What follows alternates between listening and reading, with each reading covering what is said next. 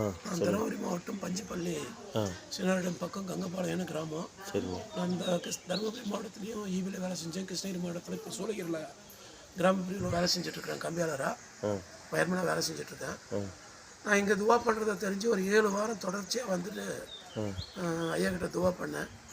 எனக்கு வந்து நார்மல் ஆகிடுச்சு, சுகரு பிபியும் நார்மல் ஆகிடுச்சு. இப்போ வந்து நான் உடம்பு நல்லா இருக்குது. ஒரு 6000 ரூபாய்க்கு மாத்திரை எடுத்துகிட்டு இருந்தேன் மாதம். இப்போ ஒரு 5 மாதமாக நான் மாத்திரை எடுக்கிறதில்ல. மாத்திரை எடுக்காதனால உடம்பு நல்லா இருக்குது. செக் பண்ணி பார்த்தேன், 80க்கு மேலே ஏறவும் மாட்டேங்குது. சாப்பிட்டாலும் ஏறல, சாப்பிட்ட பின்னாடியும் ஏறல. சரி, எனக்கு நல்லது நடந்திருக்குது. மற்றவங்களுக்கும் இது போல் நல்லது. ஸ்வீட் எல்லாம் சாப்பிட்றீங்களா? ஸ்வீட்டு, காரம், கறி, நல்லது கெட்டது எல்லாமே சாப்பிட்றேன். அவர் எல்லாமே சாப்பிட சொன்னார்.